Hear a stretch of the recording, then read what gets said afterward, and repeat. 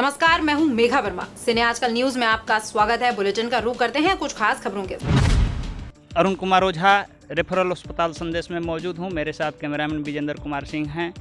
जैसा कि पता चल रहा है, अस्पताल में कई तरह की एक्सपायरी दवा 3 मंजिला छत पर फेंका हुआ है, जो ये रोगियों को नहीं मिल करके और दवा बर्बाद हो रहा है। इस पर कई नेताओं ने यहाँ आकर उसका जांच पड़ताल किए। तो सबसे पहले मैं भारतीय क्रांतिवीर पार्टी के प्रदेश अध्यक्ष प्रमोद कुमार यादव से मैं ये जानना चाहूँगा कि ये दवा कैसी है। ये दवा सर एक्सपायर है।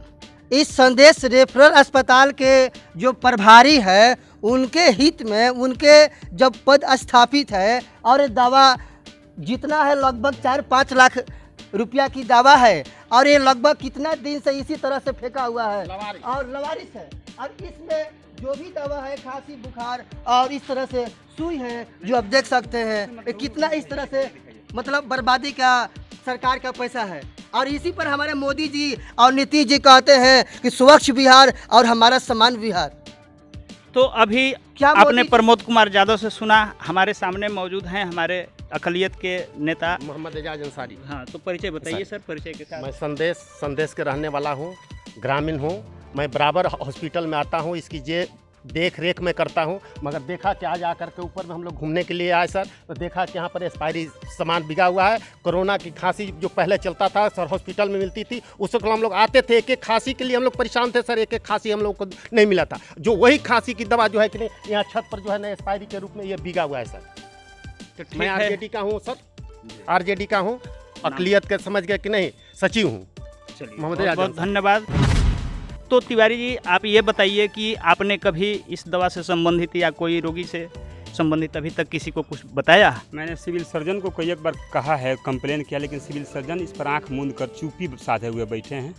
मैंने स्वास्थ्य मंत्री को बोला है, तब इस पर जांच पड़ताल हो रही है, और इस पूरे तरह से जो दोषी पदाधिकारी हैं वो सलाखों के कुछ दिन के बाद पीछे नजर आएंगे।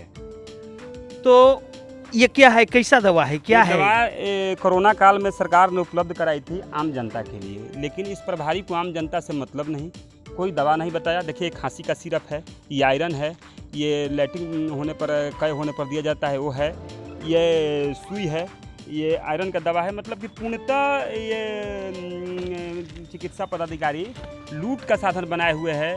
ये झूठ मूठ के कहता है कि मैं अच्छा हूँ, किसी तरह का ये कोई काम नहीं। निपांगुर चिकित्सा पदाधिकारी है। हमने इसको सिविल सर्जन से कई एक बार शिकायत किया, लेकिन सिविल सर्जन के मिलीभगत के कारण ही इस तरह का कुव्यवस्था है। आप क्या चाहते हैं? मैं चाहता हूं कि इस पर ऐसे पदाधिकारियों पर FIR हो, जिससे समाज में सुधार आए, और आने वाला दिन में इस तरह का पदाधिकारी कोई सरकार के विरोध में गलती ना कर सके।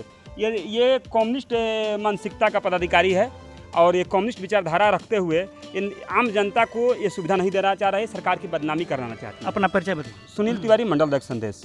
आप क्या कहेंगे इस दवा के एक साइड? सर, हम दवा बताते हैं कि बहुत गलती किए हैं डॉक्टर साहब। ये जनता को देते तो तरह से कहें कि जनता खुश होते, जीते मरते, जो भी होता अच्छा होता, लेकिन तरह सब एक्सपायर हो गया तो इस सोन नदी एवं गंगा जी में दहवाना पड़ेगा।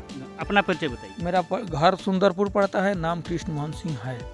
चलिए, धन्यवाद। तो अभी आपने देखा, इतनी एक्सपायरी 4 लाख की दवा एक्सपायरी हो गई है। इस पर हमारे कई नेताओं ने अपना अपना विचार व्यक्त किए। लोगों के शिकायत पर मैं रेफरल अस्पताल संदेश पहुंचा, जहां लोगों का शिकायत था कि दवा कई तरह की दवा एक्सपायरी है। मैंने देखा तो पाया 4 लाख से ऊपर की दवा यहाँ एक्सपायरी जो ऐसे ही कबाड़ा में फेंका हुआ है। इस संदर्भ में मैं रेफरल अस्पताल के प्रभारी डॉक्टर से मिलना चाहा, नहीं थे।